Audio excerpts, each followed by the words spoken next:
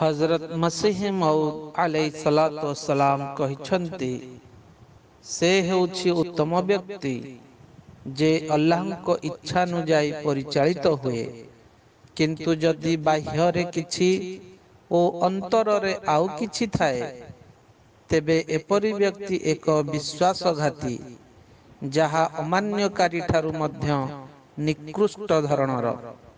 ସର୍ବପ୍ରଥମେ ହୃଦୟକୁ ପବିତ୍ର କର, କାରଣ ମୋତେ ସବୁଠାରୁ ବେଶୀ ସେହି କଥାର ଭୟ ରହିଛି।